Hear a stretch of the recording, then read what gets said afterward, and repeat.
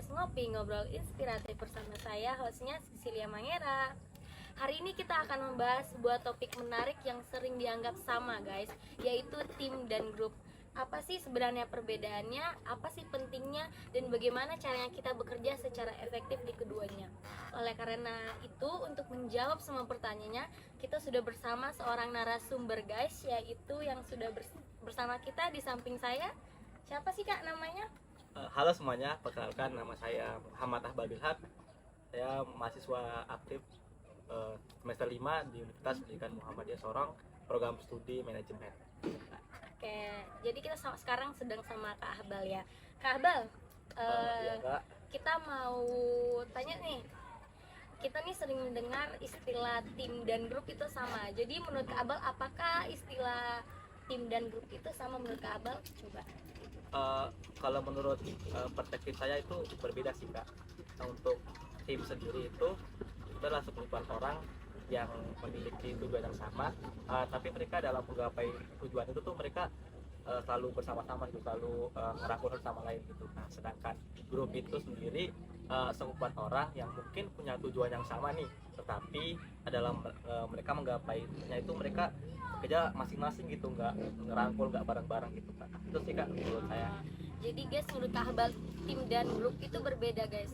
Nah, yang kita tahu juga nih, Kak Ahbal pernah mengikuti PMM ya di Aceh ya kalau nggak salah. Iya Kak. Nah, dari pengalaman Kak Ahbal, apakah selama Kak Ahbal mengikuti PMM itu, apakah ada hal yang Kak Ahbal rasakan terkait tim dan grup itu? Banyak sih Kak yang saya dapatkan ketika PMM itu, terlebih lagi dalam masa tim ya, karena kan kebetulan kami itu dari macam-macam latar belakang daerah yang berbeda, terus juga kami disatukan di satu kampus yang sama di Universitas Muhammadiyah Aceh nih. Nah, terus kami juga dibagi menjadi beberapa kelompok nih. Terus tidak hanya itu Kak, kami juga tinggal di satu kos yang dimana satu kos itu isinya 8 orang Kak. Nah, yang saya rasakan ketika PMM itu mungkin di teman-teman kos saya sih Kak bisa lebih, itu kan kami tuh ada berdelapan nih.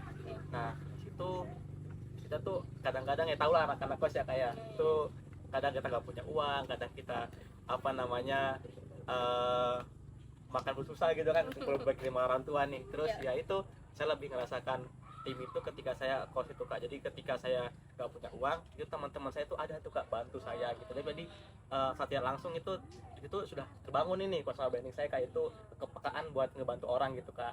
Terus juga ketika teman-teman saya susah pun saya bantu mereka juga Kak. Jadi rasa kekeluargaan di situ sudah mulai terbangun gitu sih Kak. Itu terkait tim. Iya, Kak. Kalau terkait grup, apa sih yang Kak Ahbal rasakan selama PMM? Kalau terkait tim sendiri, grup ya, Iya. Kak. Grup itu yang saya rasakan mungkin pas saat kuliah ya Kak, karena kan kami mahasiswa luar nih yang belajar di kampus orang, gabung sama mahasiswa lokal ya.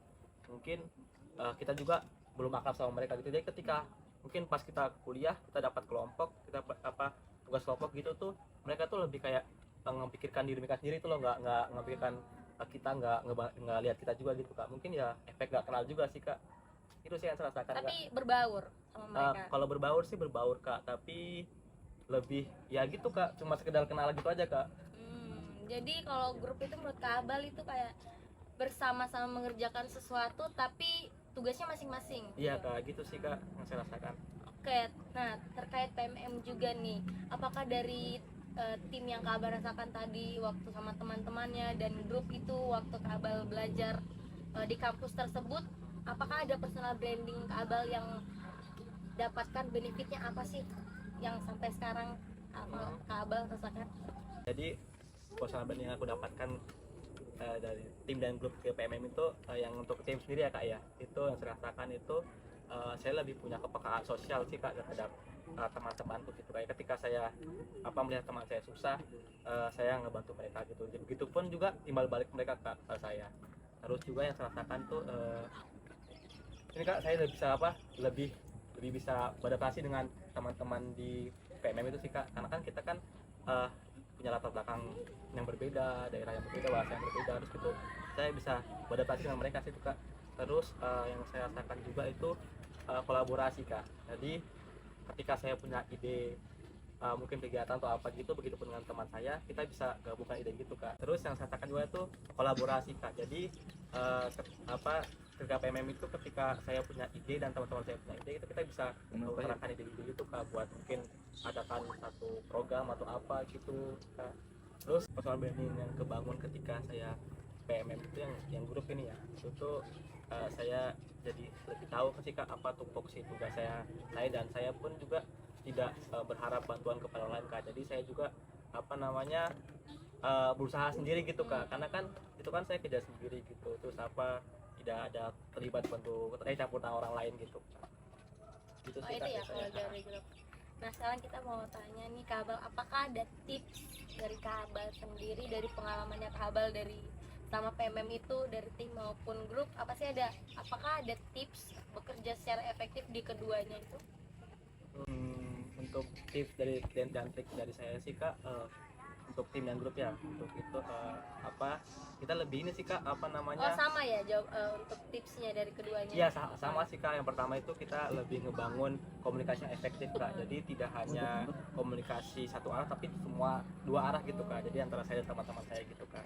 Terus yang kedua juga kita apa kalau bisa tuh paham akan apa namanya tugas-tugas kita tuh Kak, jadi tugasnya tuh apa ini terdefinisi loh Kak. Jadi aku punya tugasnya masing-masing, aku punya fokus tugas yang masing-masing, sama aku juga punya tugas masing-masing gitu. Terus yang ketiga ini Kak, lebih jaga kepercayaan sih Kak, karena kepercayaan itu yang paling penting sih Kak dalam kita bekerja sama itu kata antara tim dan klub gitu.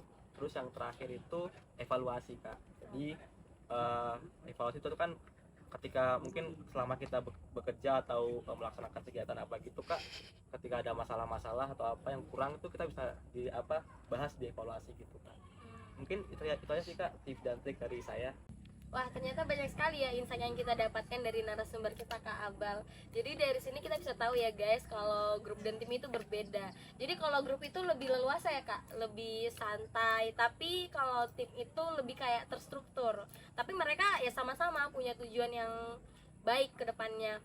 Dan juga dari sini kita dapat tips dari Kak Abal bahwa untuk dapat bekerja di keduanya itu, untuk secara efektif mendapatkan hasilnya itu kita harus ada komunikasi, juga ada menjaga kepercayaan antar anggota, juga harus ada evaluasi ya guys. Oke, mungkin sekian dari podcast kita hari ini guys. Terima kasih juga untuk Kak Abal yang sudah bersedia ya menjadi narasumber kita di podcast kali ini. Terima kasih juga untuk sharing sessionnya, untuk pengalamannya yang sudah memberikan kita tanggapan apakah tim dan grup itu sama guys. Oke, sekian sobat podcast. Terima kasih sudah menonton. See you next time.